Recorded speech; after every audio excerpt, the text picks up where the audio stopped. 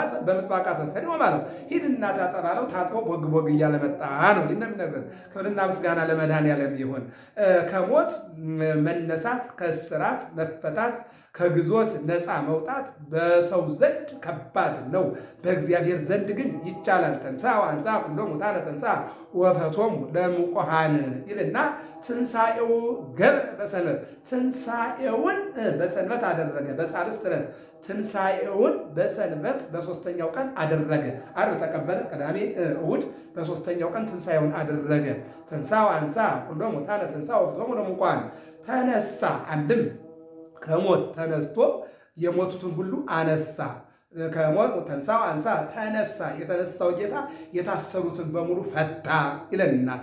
ስለዚህ በዚህ በቤተ ክርስቲያናችን ቅዱስ ያሬድ እሑድ እሑድ በዕለተ ሰንበት ሌሊት ሊቃውንቱ የሚናገሩት መዝሙር ይህን ይመስላል ማለት ነው። ስለዚህ ተንሥአ ወአንሥአ ኩሎ ሙታነ ተንሥአ ወአንሥአ ኩሎ ሙታነ ወፈቶሙ ለሙቆሃን ማለት ከሞት ተነስቶ የሞቱትን ሁሉ አነሳ፣ የታሰሩትን ፈታ፣ በመለኮታዊ ስልጣን የጻድቃንን ነፍስ ነፃ አወጣ፣ አልዓዛርን ያስነሳው፣ ዓይነ ስውርን በቃሉ ያዳነ፣ ትንሣኤውን በሦስተኛው ቀን በሰንበት አደረገ፣ ተነሳ፣ የታሰሩትን ፈታ ይለናል። ክብርና ምስጋና አምልኮትና ውዳሴ ለአምላካችን ለእግዚአብሔር ይሁን። እንግዲህ ወደ ቅዳሴው ስነድ የቅዳሴው መልእክት ደግሞ ቆላስይስ ምዕራፍ 3 ቁጥር 4 ላይ ያለ ነው።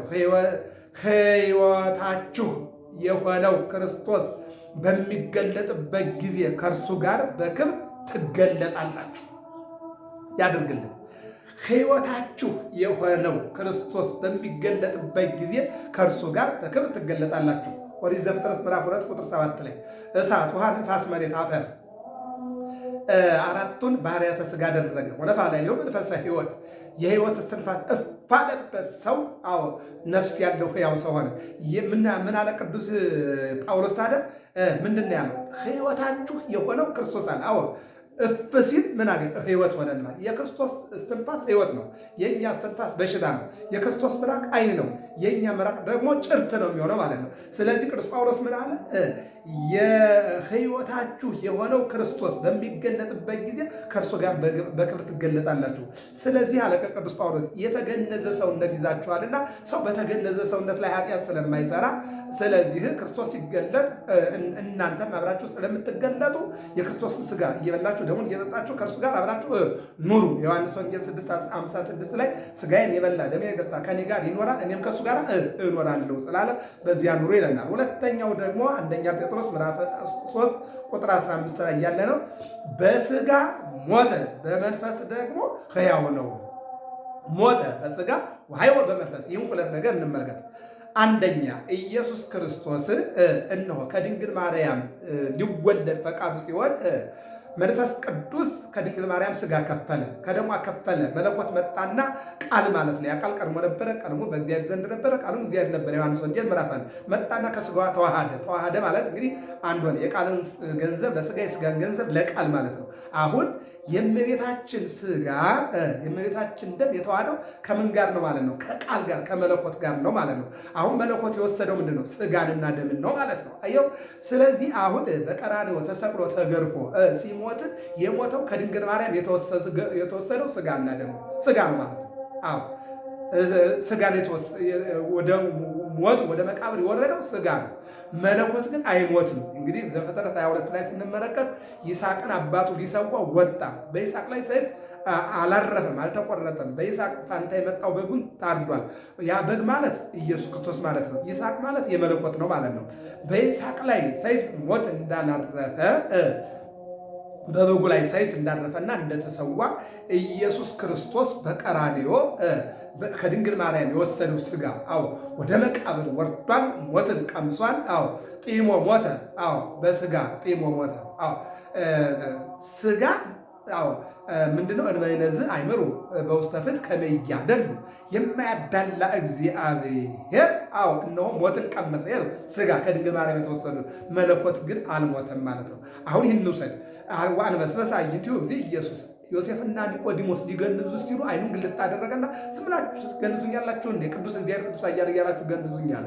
አየህ መለኮት ማለት ይሄ ነው እንግዲህ አዎ ከዚህ በኋላ ቀጠለ፣ ወረደ ወደ መቃብር። ሁለተኛው መቃብር ላይ ወርዶ በአብይ ኃይሎ ስልጣን፣ በራሱ ኃይልና ስልጣን መለኮት የተዋሃደው ስጋ ነው ወደ መቃብር የወረደው፣ ተነሳ ማለት ነው። ይህንን ነው የሚናገረው ማለት። ስለዚህ ቅዱስ ጴጥሮስ ምን አለ? ሞተ በስጋ ወሐዮ በመንፈስ፣ በስጋው በነሳው ስጋ እንደኛ አዎ ምስለ መሬታዊ ኮነ መሬታዊ፣ ከመሬት ጋር መሬት፣ ከሰው ጋር ሰው፣ ከስጋ ጋር ስጋ ስለነሳ አሐዱ ዘእምቅድስት ሥላሴ ርዮት ትናነ አጽነነ ሰማየ ሰማያት መጽሐደር ውስተ ከርሰ ድንግል ወኮነ ሰብአ ከማነ። አዎ እንደኛ ሰው ሆነ። ከምን በስተቀር? ዘእንበለ ኃጢአት ባሕቲታ፣ ከኃጢአት በስተቀር። ስለዚህ የለበሰው ስጋ ወደ መቃብር ወርዷል። ግን በመለኮት እንደገና መጣ። በሦስተኛው ቀን በአብይ ኃይል ስልጣን፣ በራሱ ኃይልና ስልጣን ተነስቷል። ይህን ነው ቅዱስ ጴጥሮስ እየነገረን ያለው ማለት ነው። ወደ ምስባኩ እንሄድ። ምስባኩ ደግሞ መዝሙር 3:5 ላይ የምናገኘው ነው። አንሰ ሰከብኩ ወሮምኩ ወትንሣኤኩ እስመ እግዚአብሔር አንሣአኒ ይፈርድ አእላፈ አሕዛብ እለ አገቱኒ አውድየ ይለናል። ይህን የሚነግረን ማን ነው? ቅዱስ ዳዊት ነው። ሮምኩ ወሰከብኩ አዎ ብሎ ያመጣዋል ትርጓሜው። እኔስ ሞትኩ ተቀበርኩ ብዬ ነበር፣ እግዚአብሔር እንዳልሞት ወይም ሙቼ እንዳልቀር ወይም እንዳልቀበር ወይም በመቃብር እንዳልቀር አደረገ። እግዚአብሔር አንስቶኛልና ይላል። አዎ ተኛው፣ አንቀላፋው፣ ተነሳው፣ እግዚአብሔር አንስቶኛል ይላል። ጥሬ ትርጉሙ ይሄ ነው። አዎ እኔ ግን ተኛው፣ አንቀላፋው፣ እግዚአብሔር አንስቶኛል ደግፎኛልና ተነሳው ይላል። ወደ ትርጓሜው ስነድ ኖምኩ ወሰከብኩ፣ እኔስ ሞቱ ተቀበርኩ ብዬ ነበር፣ እግዚአብሔር እንዳልሞት እንዳልቀበር አድርጎኛልና እነሆ ዳንኩ። ዳዊት ይህን ስለ ሁለት ነገር ይናገረዋል። አንደኛ ስለ ራሱ ነው። በአቤሴሎምና በአቤሴሎም ተከታዮች ፍልሰትና መከራ ደርሶበት ነበርና እነሆ ልጄ ለመከራ ቢዳርገኝም ለሞት ሊገለኝ ቢዘጋጅም ነገር ግን እግዚአብሔር ደግፎኛልና ኢይፈርድ አእላፈ አሕዛብ ላገቱኒ ወቆሙ ላዕሌየ፣ በእኔ ዘንድ የአቤሴሎም ወዳጆችና ተከታዮች ምንደኞች እኔን ለመከራ አሳልፈው ሊሰጡ ቢመጡም ነገር ግን እግዚአብሔር ደግፎኛልና ሁሉም አልሆነም። ይልቁንም እነሆ እኔ ሳኦልን ከተለያየ ነገር አድኘዋለሁ አለ። እሱ ግን በጦር ሊወጋኝ 2 ጊዜ ስቶኛል አለ። እግዚአብሔር ደግፎኛልና ተነሳው ማለት ነው። ይሄ ስለ ራሱ የተናገረው ነው። ሁለተኛው ግን ስለ እግዚአብሔር ነው። እግዚአብሔር አንስቶኛልና ተነሳው በኋላ አሁን ኢየሱስ ስለ ኢየሱስ ክርስቶስ ሲናገር ደግሞ እግዚአብሔር አንስቶኛልና ተነሳው ስለ ክርስቶስ መነሳት ይናገራል። ሁለተኛ አብ አንስኦ መንፈስ ቅዱስ አንስኦ ይልና ወተንሣእኩ በስልጣነ ባሕቲትየ፣ እሪናቸው መናገር ነው። አንድ ነው። ምንድን ነው ያለው? ወተንሣእኩ በስልጣነ ባሕቲትየ፣ አብ አንስኦ መንፈስ ቅዱስ አንስኦ። አብ ወልድ በአብ መንፈስ ቅዱስ በአብ ምንድን ነው እንዳለ፣ እኔ በአብ አብ በእኔ እንዳለ አታውቁም። ምን ዮሐንስ ወንጌል ምዕራፍ 14 ላይ ተናግሯል። ስለዚህ እሪናቸውን ለመናገር እንጂ አንድ ነው። ኢይፈርድ አእላፈ አሕዛብ እለ አገቱኒ ወቆሙ ላዕሌየ፣ ከዐቀብተ መቃብር ብዛት የተነሳ አልፈራም። ያን ጊዜ ተነስተው እነሆ የአቤሴሎም ጭፍሮችና ወዳጆቹ ዳዊትን ለመግደል ቢሄዱ፣ ሳኦልም ዳዊትን ለመግደል ቢሄድ የእግዚአብሔር ጥበቃ ዳዊትን አድኖታል። ምሳሌው እኔ ደግሞ እነሆ ተነሳው በአብይ ኃይል ወስልጣን፣ በራሴ ኃይልና ስልጣን አይሁድ እንዳሉትና ሊቃነ ካህናት እንደተናገሩት ሳይሆን የመጣሁበት ትንቢተ ነቢያትን ለመፈጸም ነውና የነቢያትን ትንቢት ፈጽሜ ተነሳው የሚለውን ይተረጉማል ማለት ነው። እንግዲህ በቅዳሴ ያሉ መልእክታትና ምስባክ ይሄ ነው። ወደ ወንጌሉ ስንሄድ የሉቃስ ወንጌል ምዕራፍ 24 ቁጥር 33 ላይ ያለ ቃል ነው። እንዲህ ይለናል። ወተሰውጡ ሶቢሃ፣ ያን ጊዜ በዚያም ሰዓት ተነስተው ወደ ኢየሩሳሌም ተመለሱ ይለናል። ከትናንቱ እሑድ የቀጠለ ቃለ እግዚአብሔር ነው። ሁለቱ ይላል ሁለቱ ማንና ማን? ሉቃስና ኒቆዲሞስ ከኢየሩሳሌም ተነስተው ወደ ኤማውስ 60 ምዕራፍ ተጉዘው እንደነበረ ሲጓዙ የኢየሱስ ክርስቶስን መከራና የሰዎችን ጭካኔ ፍጡር በፈጣሪው ላይ እንዴት እንደጨከነ እነሱ እስራኤልን ይቤዣል ብለው አስበውት እንደነበረ እሱ ግን በመቃብር 3 ቀን እንዳደረ ተስፋ ቆርጠው እየተጠራጠሩ በሚጓዙበት ሰዓት 3ኛ ክፍል ሆኖ እንዳያውቁት ዓይናቸውን ሰውሮ መንፈሳዊ እይታቸውን ሰውሮ ማለት ነው። የስጋ አይናቸው እየተጓዘ ነው። ሶስተኛ ክፍል አብሯቸው እንደሚሄድ ያውቃሉ። መንፈሳዊ አይናቸው ግን አምላክን ማየት አልቻለም። ስለዚህ እየተጓዙ እንዳሉ ሲነጋገሩ እየጠወለጋችሁ ስትሄዱ የምትነጋገሩት ይሄ ምንድን ነው አለና አናገራቸው። አንተኑ ነግዳ ለኢየሩሳሌም፣ አንተ ኢየሩሳሌም እንግዳ ነህን? እነሆ ስለሆነው ነገር አታውቅምን?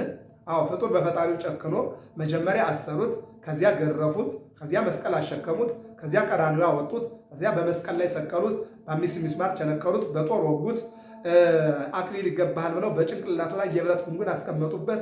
ይልቁንም ደግሞ በበትር ጭንቅላቱን መቱት፣ በቀኝና በግራ በጥፊ መቱት። 6666 ግርፋት ገረፉት።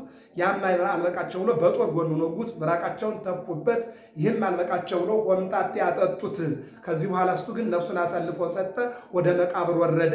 እነሆ ከተቀበረው 3ኛው ቀን ነው። እኛ ግን እስራኤልን ይቤዣል ያድናል ብለን ተስፋ አድርገን ነበር ብለው ተስፋ ቆርጠው እነሆ አይነሳም ብለው እየተጠራጠሩ እንዳሉ ጌታ በመካከላቸው ተገኘና የማታስተውሉ የነቢያትን ትንቢት ብሎ የመጣበትን ዓላማ ከሙሴ ጀምሮ እነ ኢሳይያስ እነ ዳዊት የጻፉትን በሙሉ እነሆ እየተረጎመ እያስተማራቸው ውስጣቸውን እያቃጠላቸው ሲጓዝ ማደሪያቸው ላይ ደረሱ።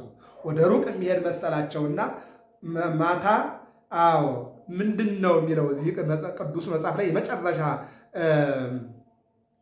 ራት እንዲበላ ሲጋብዙት የተናገሩት ነገር አለ። ምንድን ነው ያሉት? ከኛ ጋራ እደር፣ እግዚአብሔር ከኛ ጋር ይደር፣ ከኛ ጋራ እደር፣ ማታ ቀርቧልና ቀኑም ሊመሽ ጀምሯል ብለው ጠየቁት ይላል። ከነሱ ጋርም ሊያድር ገባ ይላል። መድኃኒዓለም ከኛ ጋር ይደር። ከነሱ ጋር በማዕድ ተቀምጦ ሳለ እንጀራውን አንስቶ ባርኮ ቆርሶም ሰጣቸው። ዓይናቸውም ተከፈተ፣ አወቁትም፣ ከነሱም ተሰወረ ይላል የባለፈው ወንጌል ማለት ነው። ክብርና ምስጋና ለአምላካችን ለእግዚአብሔር ይሁን። እርስ በርሳቸውም በመንገድ ሲናገረን መጻሕፍትንም ሲከፍትልን ልባችን ይቃጠልብን አልነበረምን ተባባሉ።